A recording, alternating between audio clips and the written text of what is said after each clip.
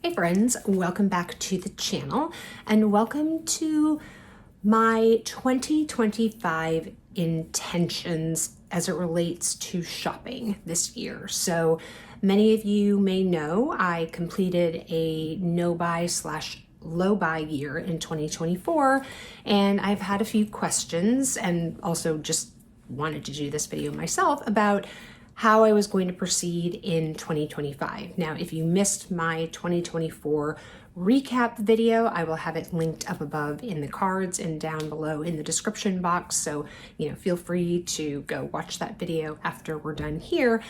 But I talked about how I felt about the 2024 no buy, low buy year, sort of what my rules were to begin with, how they changed, and how I guess it sort of, like I said, affected me, what I think I got out of it, the pluses, the minuses, all that kind of thing. And I mentioned that I was going to be handling 2025 a little bit differently. So that is what this video is all about. So if you want to see what my plans are for 2025, then stick around.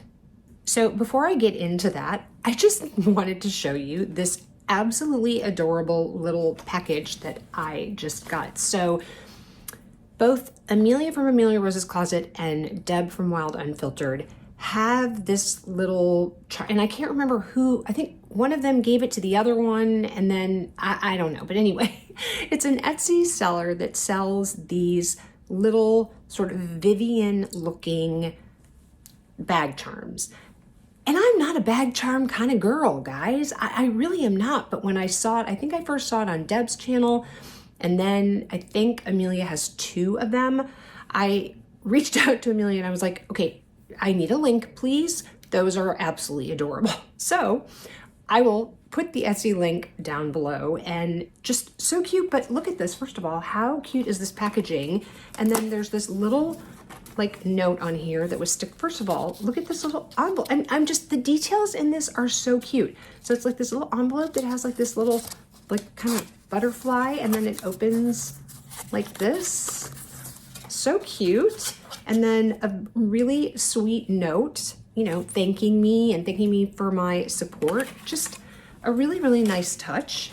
But I haven't opened this yet because I didn't want to mess with it before I showed you guys, but look at how cute this is. So it's got all this little fun, what is this called? I don't know. What is that called? What is that stuff called? I am totally blanking. Anyway, it's got this little ribbon, which will slide off here. And there's something else in here. I don't know what it is, but it's just the cutest packaging. So you, I guess, open the sides here, and I'm trying to do this so I don't end up with this all over my floor. But there's something, like I said, there's something here, and I don't know what this is because it's not, the charm is in here. So let's get this out. How cute is this? So it's a little baby charm. How adorable. And look at this cute little, it's plastic, and it's like a candy wrapper, like an acrylic. How cute is that? Okay, I'm assuming that this just yes, it pulls apart. Oh my gosh, how cute is this? Oh my, it's like a little baby Vivian. Oh my God, hold on, let me put that down. Can you see that? How stinking cute is that? Oh my gosh, so cute. That was obviously free. That was not part of what I ordered. So let's take this stuff out. Why can't I think of what this is called? Basket filler stuff, right? Okay, now let's, oh yeah, it's coming out. All right, hold on. Let me get this out of here and I'll come back. This seller gets gold stars, 5-star reviews or whatever for her packaging. That's just incredible. And it was super fast. She makes them by hand, or makes them to order, so she doesn't have a whole lot of stock. And I think I ordered it, I don't know, whatever day I ordered it, I think it shipped probably maybe within 5 days, and she is based in Florida, so it didn't take too long to get to me. But look at how cute this is in this little packaging here. And then it says push. I don't want Vivian to go flying everywhere. Okay, so let me just lift that up. Oh my gosh, look at how cute this is. And then she's this is so cool. It's almost like cellophane. That's really cool packaging. Okay, look at how cute she is. So there's all different color combinations. I just thought pink glitter was too cute to pass up. And I think she would look super cute on some of my Louis Vuitton bags, as well as my new Murakami. I mean, I don't think she'll clash, do you? Oh my gosh, she's so cute. And there's two different, you can get a ring, sort of like a key ring kind of thing, or you can get like the lobster claw, like this kind of clasp. And I just happen to personally like those. And then the back is just this plain black. It's, I don't know if it's like melamine or resin, maybe resin probably, but isn't she adorable? I want to say these are like maybe $45, which, as you guys know, compared to, how cute is that? Compared to a Louis Vuitton bag charm, you can buy a lot of those for one Louis Vuitton charm. So cute. I just had to share that, and I really want to put it on a bag, and I didn't want to unbox it without showing you guys. So anyway, link will be in the description box. Okay, so let's get into 2025, and I do have lots of notes here that I've written down. So if you see me look down, it's just me kind of reminding myself. So hopefully we'll stay on track here, not get too rambly, which I know I can do sometimes. So here's the deal, just to kind of set things, set the table here. I am not going to be doing another low buy / no buy year. I wish I could remember what creator I watched. It was either at the end maybe of 2024 or at the very beginning of 2025. I tend to think that it was late 2024 though. Maybe I watched it while I was in Asia. And that person said that they were not going to be doing a low buy, no buy year, that what they were going to do is talk about what they are going to buy in 2025. And I just thought, what a way to like flip the conversation, right? And sort of look at this from a different perspective. So instead of looking at it from this is what I'm not going to do, looking at it more from an intentional perspective, and this is what I'm going to do. This is what I want to buy, or what my intentions are of things that perhaps I would like to add to my wardrobe, my collection, my beauty product, whatever it is, right? And I just, like I said, to sort of flip that concept on its head and kind of turn it upside down, I just thought was such a brilliant thing. And so that's what we're going to do here today. We're going to talk about what my intentions are and what I want to focus my purchases on this year. So I want to talk about kind of one of the big things I learned, or kind of the big takeaways that I had from my no buy, low buy year, especially as it relates to handbags. And I think one of the biggest thing I learned, or maybe it wasn't that I learned it, but I was reminded of the feeling that I had when I very, very first started buying luxury. And by the way, I am going to do a video on sort of the bag that started it all for me, because I do still have that in my collection. It's not necessarily luxury.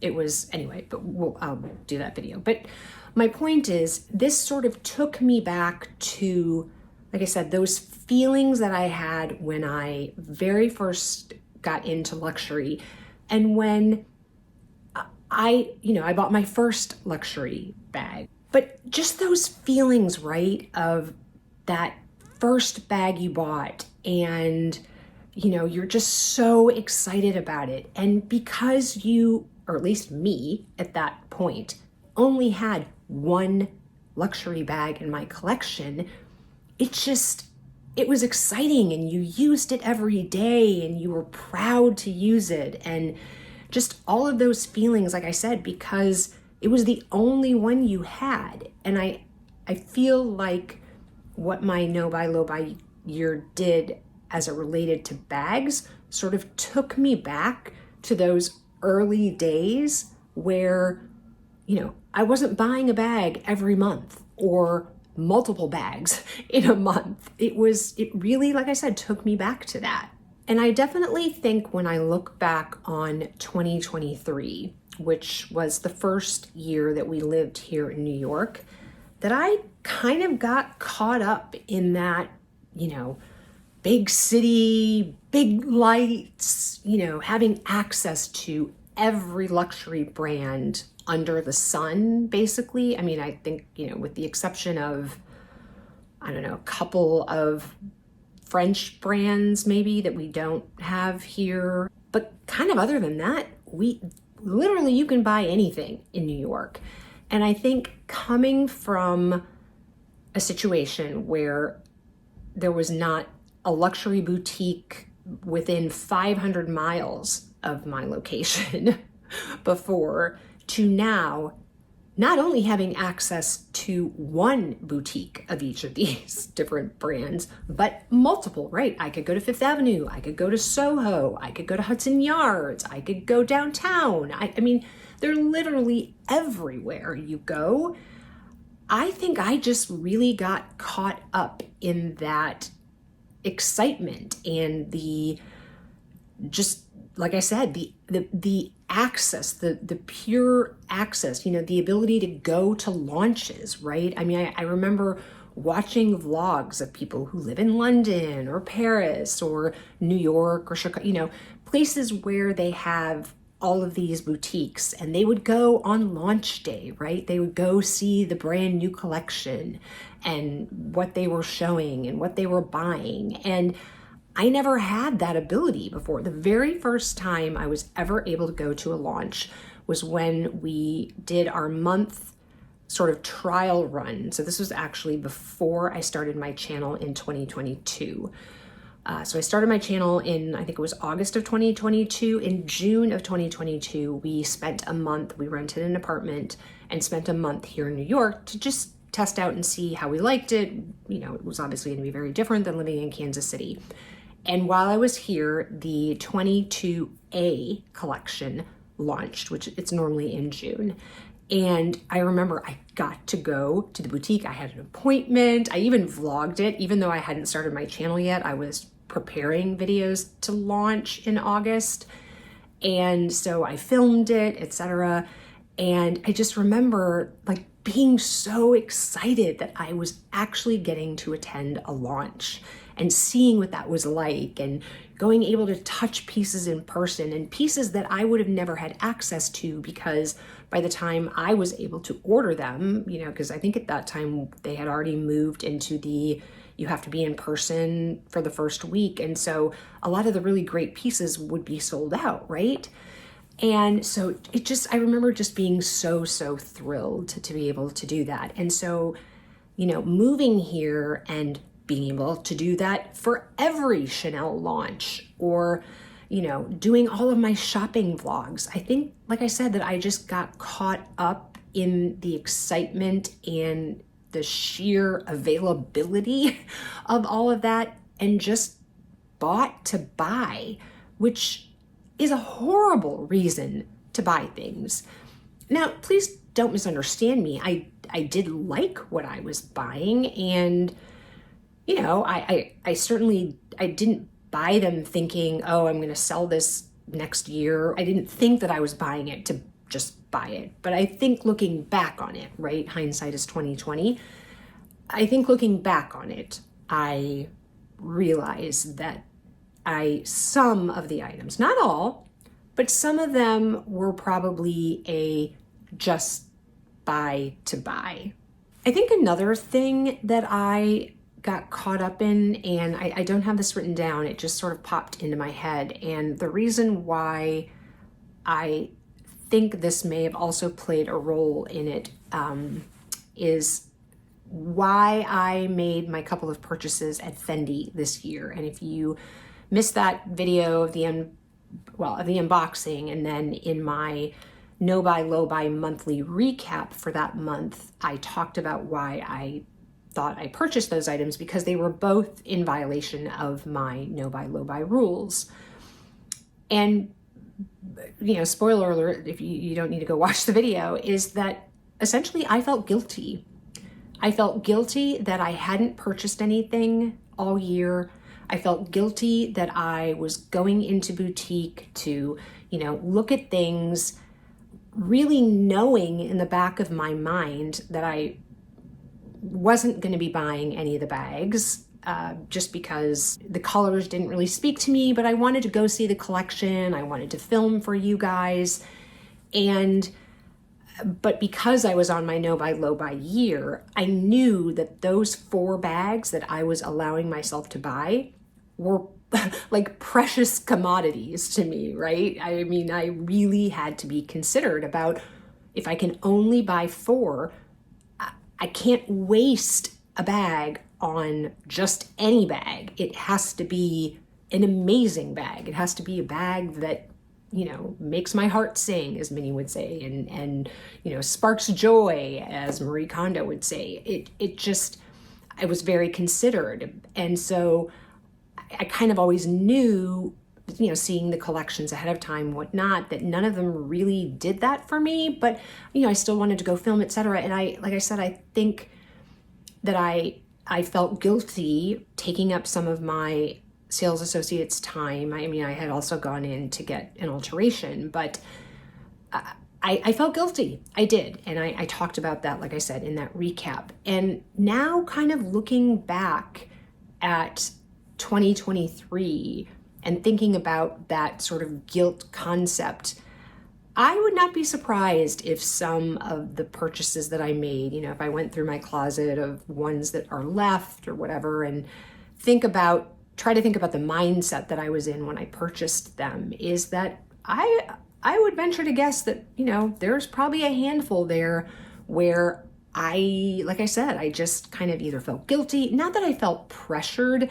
I don't generally feel pressured by salespeople to buy things. I think it's more my internalization, like I said, of my own guilt of, I'm taking up their time, I'm trying on all these bags, and I need to reward them for the time that they've spent with me. And that's, first of all, it's not a healthy attitude to have, and you need to buy, again, what is really special to you and what you love and what you're going to use, etc. And we all make mistakes, right? I mean, I get that. We all have bags or things, clothing, whatever it is, appliances, right? Kitchen appliances, I'm sure, that, we buy and then we use once and then we realize, it doesn't really do it for me, or, it's not really as much of a time saver as I thought it was going to be, or it doesn't really work out for my lifestyle like I thought it would.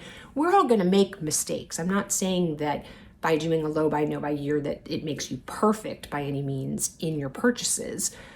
But I do think that it is unhealthy to buy things, like I said, because you just worry about what a sales associate might think when you're not buying something and you've taken their time. And so, yeah, I just, like I said, that just kind of popped into my head. So I apologize that it might not have been quite as cohesive a thought as some of my other ones, just because I didn't have it written down and I didn't really put a whole much thought into it. But I do think that was a part of 2023.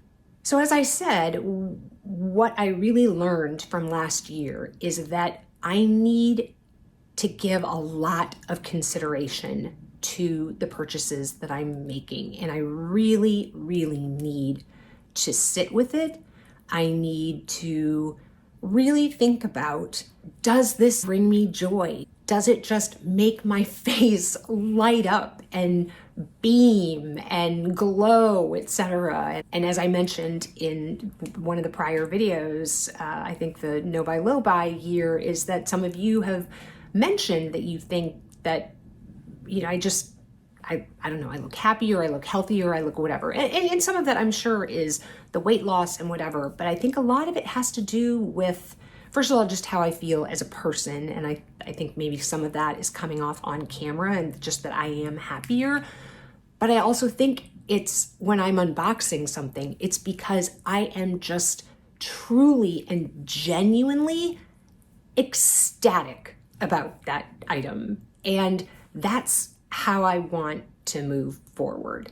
So let's talk about handbags first, because I am going to buy handbags this year.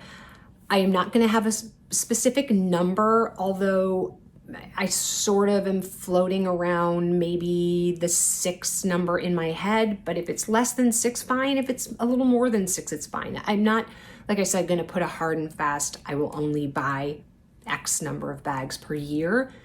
The requirement that I have for any bag that I buy this year is that I feel exactly the same as I did when I unboxed those other 3 bags, and like I said, the bags that you guys haven't seen yet that I bought in Asia that those bags, that's what I want to replicate. I want to replicate feeling overwhelming joy when I unbox it, when I walk into my closet and see them every day. That's how I want to feel. I think I mentioned this in a recent video, but I will be doing a vlog sale very soon. I'm not going to say it's going to be a ton of bags, but there will be bags. There will be definitely ready to wear. Oh, that's when I mentioned it about the Dior jeans. Yes, the Dior jeans will be in my vlog sale. But my point is, I want to look and feel that way about every bag in my collection. And, there may be some that I don't feel quite that ecstatic about. I'm thinking about it, for example, my Chanel 19 bag in the black with the silver hardware, right? It's the reverse hardware. I love that bag. Do I look at it and think, oh my God, like you are just the most beautiful, gorgeous, I just can't stop looking at you bag? No, but it's an incredibly functional bag. It's a great bag for my lifestyle here. And it really works in my wardrobe, and it serves a purpose. So I guess I don't need to feel ooey gooey gushing about every bag, but I don't think that I should walk into my closet and look at a bag and think, yeah, you're cute, I like you, whatever, but I don't necessarily have to use you. I have another bag that suits the same purpose, that I really reach for more, those kind of things, right? I want bags to either be that ooey gooey, gushing, overwhelming joy, or they have to be bags that really serve a function and purpose in my wardrobe. Do I look at my Prada re-edition nylon bag, ooey gooey, gushing? No, but it 100% serves a purpose in my bag collection, right? It is my rainy day bag. I use it probably once every couple weeks just because of the whole weather situation. And, we're in winter right now. So if it's snowing or any time I think there's inclement weather, I grab for that bag. I'm not going to get rid of that bag just because it doesn't make me feel ooey gooey gushing. But so yeah, anyway, I hope that makes sense. I hope that helps you understand what I want moving forward, because I don't think that there are necessarily any real holes in my collection of something that I need to fill a gap for a true purpose, right? So I would describe that nylon Prada, 2005 re-edition in the black as a gap filler, a need in my collection. I felt like the raffia version of that bag also fulfilled a need in my collection, and one that serves a very specific purpose. Does my mohair baguette really fill any need or purpose? No, but I still look at that bag and just grin from ear to ear. And that's hopefully maybe a good distinction, and hopefully can help you understand where I want to go in 2025 with my bags. The second thing that I want to focus my purchases on, or be more intentional, I shouldn't say intentional, but these are things, like I said, that I how I want to spend my money this year. So I want to spend my money on very intentional, absolutely heart gushing joy bags. And the next thing I want to spend my money on is travel. Now, there are several trips in this upcoming year that we have planned. So the first is that while we were in Asia, David sent a text to the twins and said that we really want to take them on an overseas trip. And so they're supposed to come up with where they would like to go. Not a super easy feat because Nick would really like a beach vacation. So he would love to, go to Greece or something like that, or, the Amalfi Coast, or, something where there's a beach south of France. Hannah does not like heat. She is not a beach person, even though she loves to swim, which is interesting, but she doesn't like to be hot. So she has absolutely no desire to do that. She'd rather go to, Scandinavia or something. So we're going to have a little trouble navigating their two very polar opposite desires when it comes to travel, but we're going to do our best. So that's the first trip. The second trip is that my daughter Morgan and I are going to take a girls' trip, a mommy-daughter trip, after she graduates from her MBA. So Morgan, unfortunately, was one of those very, there's lots of them out here, but Morgan was one of the many who were affected by the pandemic as it related to graduation. So she, in 2020, right, in May of 2020, when we were still in the thick of lockdowns, graduated with her undergraduate degree in accounting. And there was no ceremony, right? It was all virtual. I mean, it was just very anticlimactic, and she's always felt very robbed of that. And the gift that she wanted from us was that she was planning on taking a trip to Europe herself. And so she wanted as her gift for us to pay for her airplane ticket. And we agreed to do that. Well, obviously, the pandemic continued. You weren't really able to travel, so she wasn't able to travel that summer after graduation. Then she started working full time. She was working at one of the big four firms, and that was a ton of hours, busy season. It was still really kind of locked down. And then she moved into her new job when she moved to Chicago, which was a ton of hours and whatever. My point is, she never got to take that trip. Now, she is finishing her MBA at Booth, which is the business school for the University of Chicago. It's always ranked as one of the top 3 programs in the country. We are extremely proud of her for getting into that program. She also got into the Northwestern Kellogg School as well and chose Booth.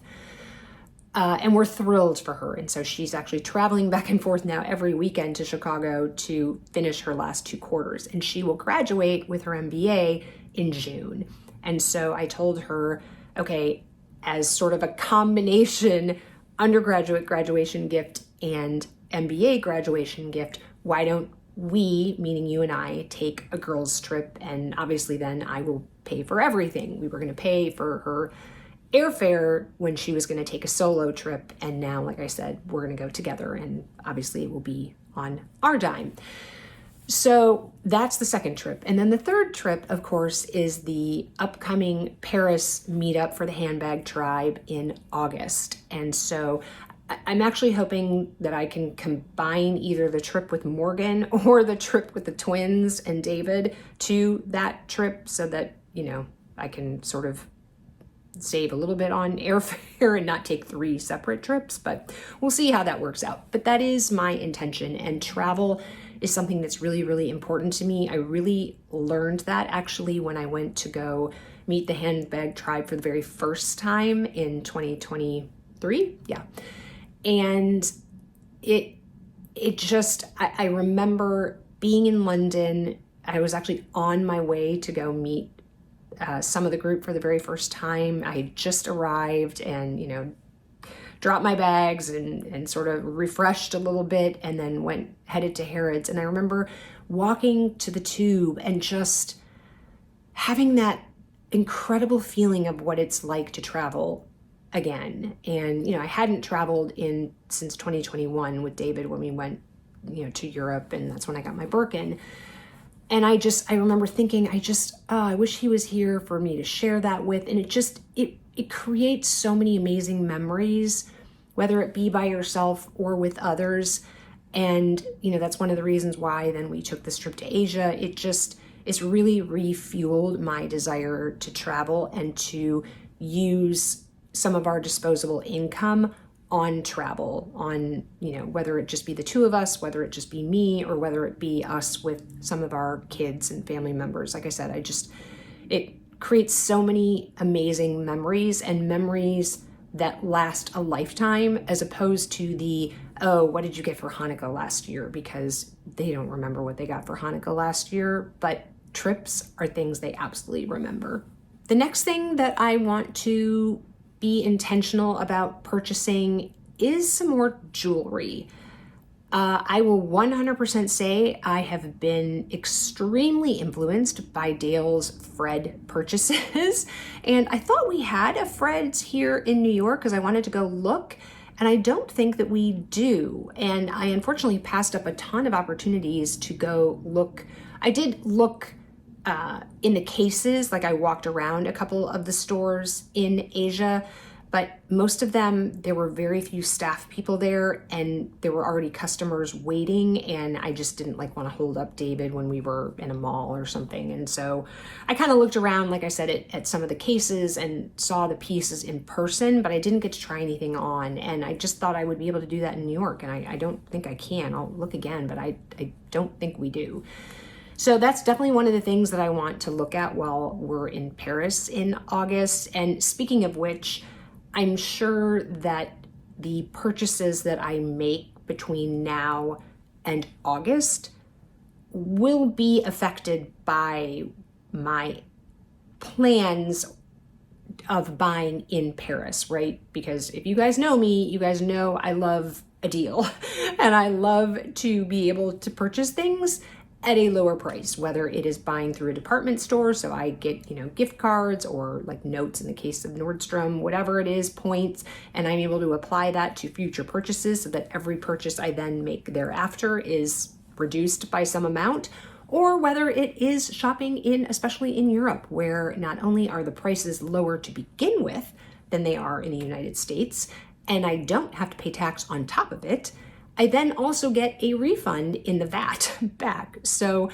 if you guys saw my sort of recap of my Europe trip from 2023, when I originally met the Handbag Tribe, generally I saved at least 33%, like a third on everything I purchased. And so if there are things that I really think that I want to buy. Now it makes it hard, right? Because if I'm looking for truly special and unique pieces that just make my heart sing, a lot of times you can't pass up on those when they present themselves because they're not going to be around. They may be limited edition or one of a kind or, things like that. And so I may not be able to do that because the things that I think that I want to be purchasing are more along those lines. And so, maybe I won't end up buying as much as maybe I normally would when I go to Paris. But I do think that it will probably impact, what I buy, and thinking about some of the things that maybe I might want to buy as, okay, would I be possibly able to get this in Paris? And if so, then I'll want to defer that purchase until I get to Paris. So hopefully that makes sense. The last thing on my list is clothing. And as you guys may have been able to tell from the whole Dior jean fiasco, is that I've lost more weight since that time. And so, a lot of the clothes that I even bought at the Nordstrom anniversary sale are too big for me. Now, some, thankfully, I've been able to exchange and get smaller sizes. Some I just, they don't have anymore, or I wore once, and so now I can't return it. And so there are things that I will want to replace, but I really, really want to focus on better quality not necessarily more expensive. And when I say that, for example, I think of Quince is a perfect example of that. And I am going to be doing a full video on comparing Quince products to some other products that I have from other more expensive retailers. Again, not necessarily luxury, but, higher end. Instead of paying $150 at Quince, you're going to pay $500, $600 for this sweater, etc. And how I just think that the quality is incredible. I was talking to a friend of mine the other day about Quince, and she asked about, have I not been happy with anything? And literally, I think the only thing that I have sent back to Quince because I didn't really like it was a pair of pants that I bought thinking that I would buy those because I couldn't get the Aritzia Effortless pants in the size I needed in time for our trip. And so I had ordered the Quince ones, and I just really, really didn't like the material. And that is the only thing I believe, I'm pretty sure this is an accurate statement, the only thing that I have returned to Quince that I haven't liked. I have returned things to Quince because I needed a different size, and so I've exchanged sizes, but that is, I think, the only thing that I purchased that I didn't, like. I just didn't like the material, the fabrication of it. So anyway, I want to focus more on those things. Now, does that mean I'm not going to buy from H&M, that I am not going to buy from Zara, that I'm not going to buy from Walmart or Amazon? No, that doesn't mean that, but I do want to focus the majority of my purchases on higher quality pieces, more natural fibers. So I have bought a ton of cashmere. This sweater that I'm wearing right now, this cardigan, is a cashmere cardigan from Quince. It is a look for less for the Jenny Kane cocoon cardigan, which, like I said, is 4 times the price of what this is. And spoiler alert, although I even said this in, I think, my last Quince haul, this is a much better quality cardigan. Those are my intentions for 2025 and how I intend on spending my money. So again, it is not based on what I can't buy. It's what is based on what I really want to buy and really where I want to focus and intentionally purchase this year. And like I said, I think that sort of flip of the script is a really interesting concept. So I would love to hear your comments down below, your thoughts about this whole flip the script thing on not doing a low buy or no buy year, but rather looking at it from the opposite direction and talking about what you will buy as opposed to what you won't buy. I think, like I said, I'd like to try this. Could be a complete fail. We'll see.